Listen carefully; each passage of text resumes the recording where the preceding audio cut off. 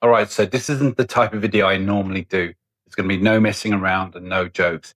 This documentary and this review needs to be taken seriously. It's got some heavy stuff, so I'm not going to be messing around. And normally at this point, I say, "Here's the intro," but I think we're just going to get into it today. Now, I wasn't sure whether I was going to talk about this after watching it, but I felt like I needed to chat about it. It's a new documentary on Netflix. It's called "The Kidnapping of Elizabeth Short." Now, I don't think you watch this for entertainment. You watch it to see what families can survive, what families go through. Oh, so before we carry on, please hit the like and subscribe button, and welcome to the third reel. So for anyone who hasn't seen this documentary or don't know about it, it's about a church-going family, very wholesome, very loving. And one night, while they're all asleep in bed, someone came into the house, creeped into the house, and snatched their daughter. She was only 14 years old, and she was sleeping with her sister. And he threatened the sister and walked out with her, and that was pretty much it, which is, I can't believe it. And the safety of your own home as well. So he was all dressed in black, he had a mask on, he was standing over him as they sleep, he was armed. And as you all know, the safest place in the world for anyone should be in their bedroom. And the safest place in the world for a young girl or a young boy is in their bedroom while in the family house with the family's asleep. And it's never good where a kid has been snatched from anywhere. But when you're at home sleeping in the safety, it's just unbelievable. Now, Elizabeth was taken away, not days, not weeks, but for 9 months. Now, during this time, she was subjected to some real manipulation and some serious sexual abuse.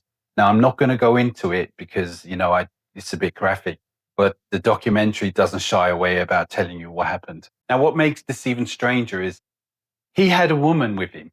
He had like an accomplice. And I thought maybe she was kidnapped too, and she was going to be in the same situation. But no, she was in some kind of relationship with him. I think she was married to him. And her level of cruelty to this young 14-year-old this is what kind of, it really bothered me that, two people can conjure up. I mean, like, how do you say to your wife or your girlfriend, oh, let's go and kidnap a young girl and abuse her and kidnap her and all that stuff? I mean, how do you bring that subject up? Now, I want to say he thought himself as a cult leader. He was all religious and he used religion for his reasons of doing this. And he kind of married her. I mean, not really, but you know what I mean? He thought he was marrying her. And basically, he thought he was one of those cult leaders, like the guy from Waco or Charles Manson, but he would be like the dollar store, pound shop, or the TMU version of him. And this isn't to make fun of what she went through or anything, but this is more of a dig at him, if you get what I mean. He just wasn't big scale. He was weak. And if you ask me, like, what kind of a man isn't a man who's able, the only thing you can do is manipulate and abuse a young girl? I mean, to most men and women, he wouldn't do it to us because he knows. Now, he kept him in a tent in the middle of a forest and he seemed to be living there. Now, he dressed him up in some white veil and white outfit, like a religious type thing. When he used to bring him out to town, mostly didn't kept him in the tent, but that's what he did. So obviously they wouldn't see him. Now, in between all this girl, her whole mind is escape, escape, escape. And most people, I mean, she was scared, obviously. I mean, she came across some police officers who were trying to see him, but he used the religion thing to, you can't see him and all that. Um, all her time, that it never broke her. She never really, like, she obeyed because she was scared, but she never really, her mind was, as soon as I can escape, I'm going, and that's it, and despite everything, it kind of upset me a little bit that it just never broke her. As I said, he came across to me as a weak man. I mean, not because of his physicality, which wasn't all that. It's just mentally, like, that's just weak. And he wants to control someone. And the level of control he had over her, and somewhat of his wife, but she seemed to be into it, was just it was just too much. And it, to me, just weakness. I mean, do it to a real person. So as I said, this level of control he wanted or needed to have over this girl. And I think that was more to do it. It was a control thing and he knew he couldn't control a grown ass man or woman. But I wanted to say is that she still, despite the control, and she was, to a sense, her brain, her mindset was, I'm going to get away still. Now, while I was watching this, I wasn't thinking about the twist and the turn, but I was thinking, he seemed to know her name. And he, like, how did he know who she is? Why did he take her? Why pick her? And then I started thinking, like, is it one of the church going people? Was it one of those? Who is he? How do they know him? And it was just bothering me a lot because, not saying it's better or worse, but it's the fact that this was planned. Now, another thing that kind of upset me was her father. Now, knowing that he failed, can you imagine feeling like you failed to protect your daughter? It must be heart wrenching, and knowing she's gone, where is she? Is she safe? What's she going through? He's going through all this, and then the police start looking at him. Now, I understand that they do look at the family more than anyone else from first. It's always that way, but they started kind of accusing him and having to deal with the loss of your daughter, kidnapped, the pain of it. And I was wondering, maybe it wasn't because I didn't know, but it just didn't see, because he was in the documentary too. And obviously, if he's in the documentary, you know. But as I say, I couldn't understand who. And he was being accused of it all. And I was like, oh, this is awful to be going through this for a man. Obviously, the whole family. But you as a man or as a dad, it must be something that you'll never be able to forget.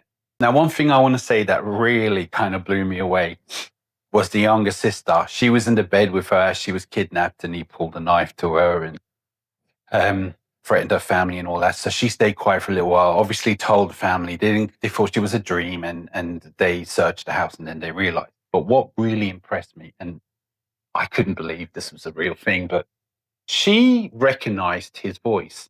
Now, there was this massive big search. Apparently, it was a big thing in the US back in the early 2000s. Back then, I was too young to pay attention that much to the news, and sometimes I did.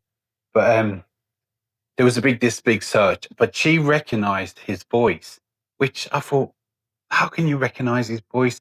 And they were trying to figure out, can you remember what he looks like, or do you know who he was? And eventually it clicked. She knew, she remembered. And I was like, oh, this is brilliant. The whole family got excited because it's the only real lead they have. And they trust her and they believe her. They know their own daughter, because sometimes you could go, oh, no, you're wrong. But the problem is the police, because she was so young, they thought it was just a nightmare. She couldn't have been right. So they didn't pursue that lead. Now, the family kept pushing into, please, please, please follow this lead. It might be something. They got an artist to draw out the picture and all that, and they started putting it up. And eventually, the police started doing it, and they got thousands of calls, which started to lead into finding places where he's been. And I was like, no, don't get me wrong. A couple of the police officers were really upset, and they were really trying their best, but they just didn't take the word of a young girl. And I said, you know what? They kind of should have, and I hope they learned from that. Now, as I said, the little sister really impressed me with that, because me, no chance. Even, I suppose, if I recognized the voice, but when you find out it was months ago she met him, and it was once, and I was like, that's impressive. Now, really, I'm like, that's really impressive, because for me, here's someone a few months ago that you meet for a little while. No, I ain't going to remember. Or his face, but she did. I mean, wow, the brain on that girl. Now, I know people who watch this, and including myself, there's moments when she may have been able to get out of it. Do you know, where there was some police officers around, just say, yes, it's me, or there was people around, but it's hard when you're in that situation, especially for a young girl, where she was concerned. He was always controlling with the knife, and she was petrified. Despite that, she was looking for a moment. But people like myself was like, please just say it. Just say it. Why? But again, we're not in that situation. Well, we're grown ass people now. But I mean, it happened. But we're not in that situation. And she's a young girl. So I felt bad even for it to happen. Now, one more thing. Halfway through, or whenever, I had to go into the bathroom. And I'll be honest with you, I was considering not carrying on watching it, because I was actually getting really angry. Like, I was clenching my teeth, and it just really bothered me. Of course, it's going to bother people, but I just can't bear stuff like this. I felt like it was my duty to watch it, to know what people are going through, because I don't have something like that.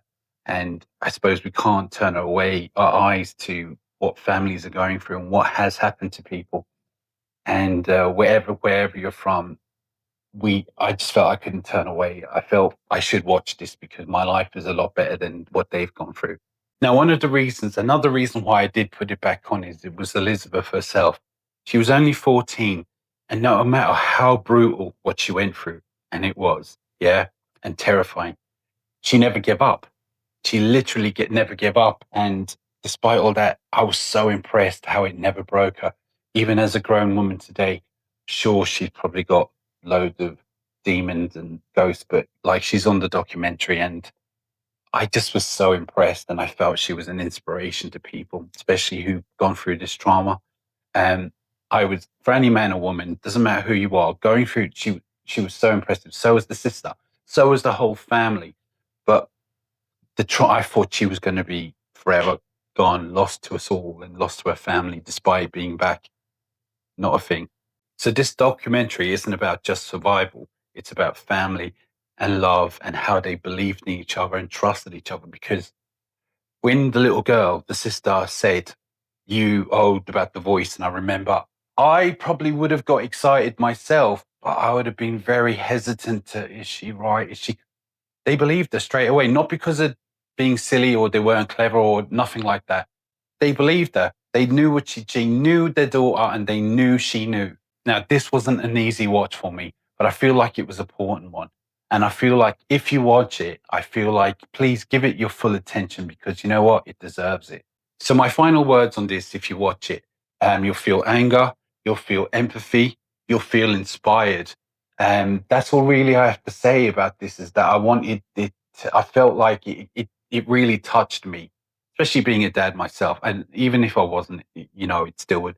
But I was really touched by the family and the young girl and her sister. I really was. It kind of, I'm glad I watched it now. I am because just to see someone like that, there were some people like that, what they went through and how they came out the other side. So that's really all I have to say about it. And if you watch it, please let me know what you thought. I don't know how popular it is, and I don't know if anyone watches it, but just remember, it's not for entertainment, but it is positive and it is thrilling, and that's all I have to say. And I, I don't know if I'll watch another documentary like that, but there is a great outcome in the end. So before I go, please hit the like and subscribe button. YouTube loves it when they see likes, so it means people like the video and it helps me out. What's it going to hurt? But I'm not going to do my usual bang. I'm just going to say goodbye. Let me know if you've seen it and let me know if it's anything like that's ever happened to you. But I'll see you later.